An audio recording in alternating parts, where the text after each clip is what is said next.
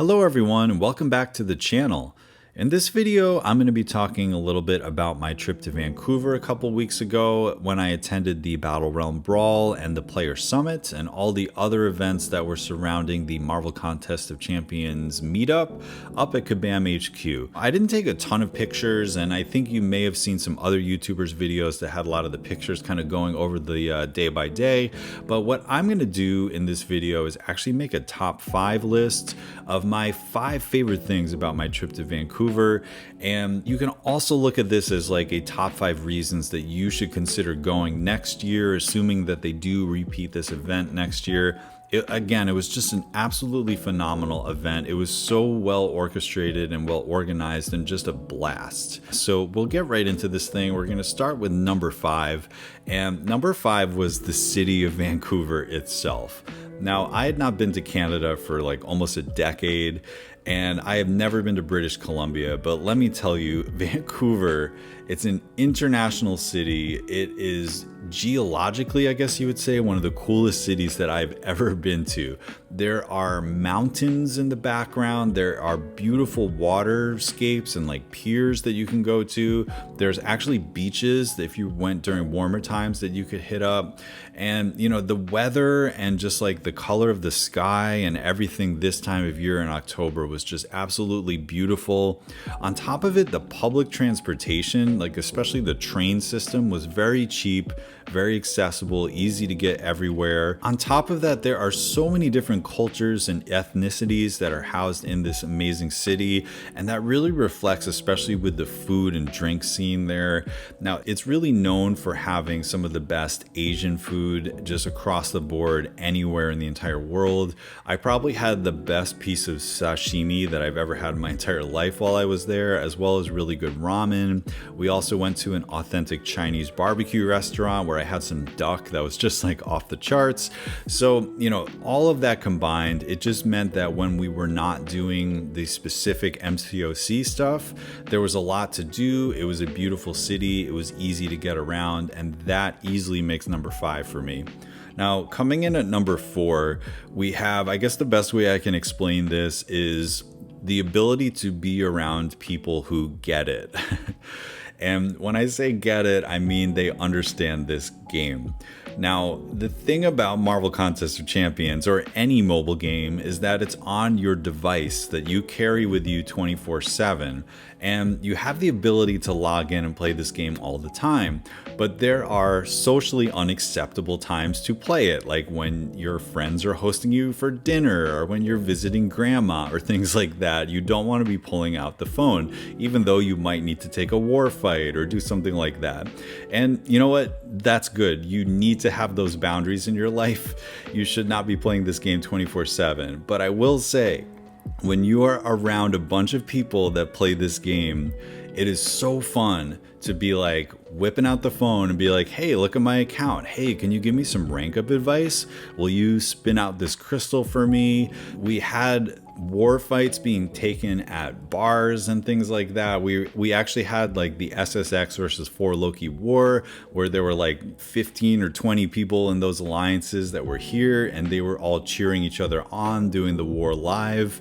I had some people open some crystals for me. In fact, I think I was actually at the sushi restaurant when I finished my last path of 8.3, and one of my friends opened a crystal for me and I got Shuri. It was just this like huge celebration moment. So we are lucky if in our daily lives and our family or our friends, we know even one person that plays this game, right? But being around so many of them and just sort of having the freedom to be like, hey, I'm going to open up my account right now and we're going to talk about the game. We're going to play the game in front of each other. It was so cool. So that is my number 4, the everything encompassing that whole thing. Now, number 3 for me was the competition itself. Now, I personally love Battlegrounds, but I can tell you that I was also hanging out with some people that don't play it as intensely. And all of us had the same experience in that gaming stadium live. It was electric, it was exciting, it was engaging watching these all-star players go up against each other. And you know what? This is the first time that they've ever done this. So I was expecting there to be some kinks and for things to not really work out. But honestly, it went so smooth. Aside from some like really minor technical issues on the first day, everything about the competition was just so perfectly executed. I want to give a huge shout out to the commentators. Mike and DLL were like such a good team. Like Mike was sort of like the sort of the play-by-play guy, and then DLL would sort of like go in there with the analysis. It really felt like I was watching sports. And the same thing with Jay, Nick, and Dragon. Like the two of them are just like so simpatico with each other already from having done the podcast in the past, that like they were just riffing off each other and just having a great time. So the commentators were great. Kabam Jax, man, what a wonderful MC. You know, we see him on the live stream. He's been getting even better and better at that every month. I think he's so fun at hosting that live stream on Twitch, but like seeing him react to a crowd, it's just like he's a performer. And it was so fun to have him up there sort of like leading the charge on this competition. And then to the competitors themselves, you know, we were all just sitting there for hours watching the gameplay and like holding our breath and cheering and just, you know, like gasping and everything like that. It was totally nuts. Like I wish that they had microphones that were picking up the crowd noise, because it was at times raucous in there, and you maybe not have been able to tell that off of the live stream. So, you know, they're thinking about potentially expanding it to have more players, to make it a bigger deal.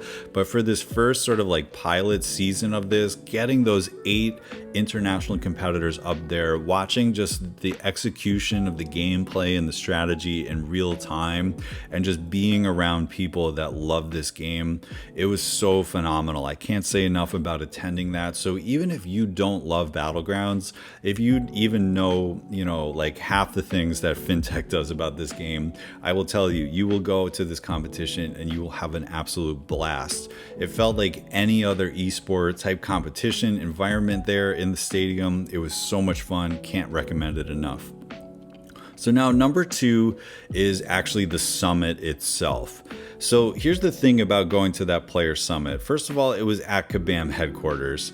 And everything from just like waiting in the security line to walking in to seeing this gigantic screen playing Marvel Contest of Champions and life-size models of some of the characters, to going upstairs and being in a room with 200 people and a bunch of devs, it felt like going to Disney World for me, man, because it was so surreal to ever imagine that I myself, who is sort of a casual player of this game, would one day be basically personally invited into Kabam headquarters to like see the room where it happens, right? Like, to use that metaphor.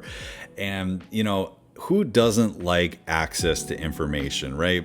Well, I will tell you, they didn't leak it. They told us so much stuff before anyone else got to know it.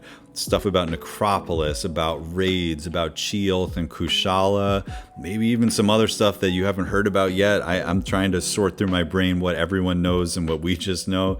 But I'll tell you, being around the devs, just being in the headquarters itself, and then after that really fun presentation, going around, hanging out with people, sharing food, telling stories, play testing, and of course, the prize wheel, right, man? That prize wheel was crazy. I got a 6-star werewolf and a 4 to 5 gem out of it. It was nuts.